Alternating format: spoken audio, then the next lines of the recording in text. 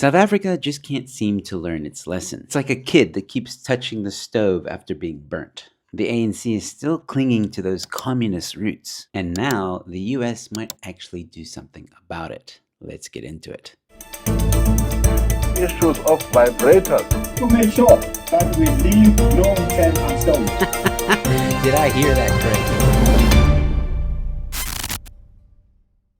Hello ladies and gentlemen, welcome to Newsflash. I'm your host, Emilio. Thanks for tuning in. US could see Zondo Commission findings to punish South Africa. Oh shit.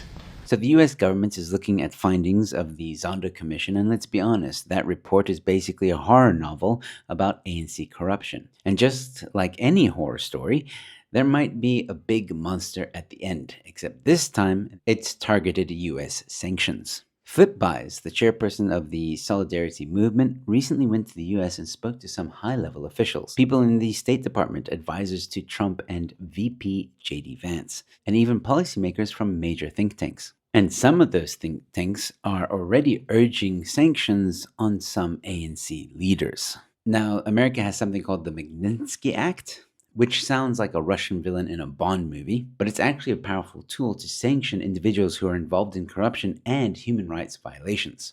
The same tool has been used against Russian oligarchs, Myanmar coup leaders, and even ISIS members in South Africa. Now I know that might shock you. ISIS leaders in South Africa, they do exist, they are here. I've spoken about this before. But don't worry, Home Affairs probably lost their paperwork. As usual. Anyways, under this law, the US can do the following: ban certain corrupt officials from getting US visas, freeze their assets in the US, and block US companies from doing business with them. So for those in the ANC that love their spending spree in New York, sorry, your Gucci trips might be over soon. The ANC keeps saying it's non-aligned in global politics, but the US isn't buying it. It's like someone claiming they're on a diet while stuffing their face with cake. South Africa has supported Russia in the Ukraine conflict, built closer ties with Iran, and launched a legal case against Israel at the International Court of Justice. And the US has taken note. They're saying if you want financial support, you need to stop flirting with dictators. According to Buys, the US explicitly said that they can't keep giving South Africa millions in HIV and AIDS relief while the government is spending money on war in the DRC.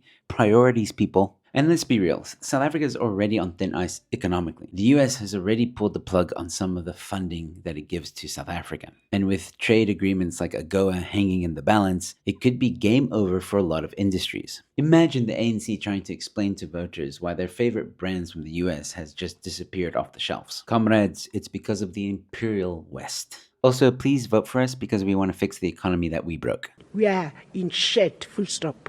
At this point, South Africa is like a person who keeps ignoring red flags in a toxic relationship. The US is basically saying, we've given you so many chances and you keep making bad decisions. The ANC is still clinging to failed communist ideals, corruption is still running rampant, and now the bill is about to be due. They're idiots. Listen, if sanctions happen, on the one hand, it could be a good thing to make ANC change their ways and address the 142 race laws that exist in South Africa and hopefully get South Africa on the right track. But if I know the ANC, they're going to start doubling down even harder because they've taken this policy of we will not be bullied. But America's not bullying you. America's trying to create a situation where you're prosperous.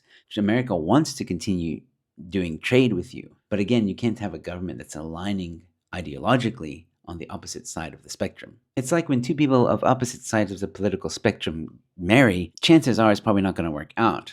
Because while the one believes in communist ideals and the other one believes in capitalist ideals, they're just not going to meet in the middle. And more often than not, the relationship will probably end badly. So let me ask you this. Do you think South Africa is going to change their ways, or do you think they're just going to double down?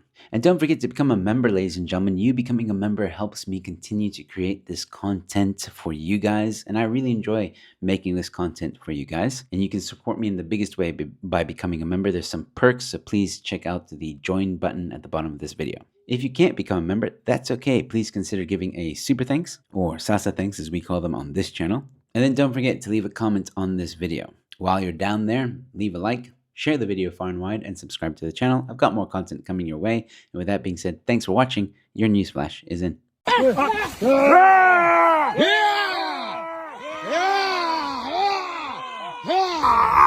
out of here, Bear.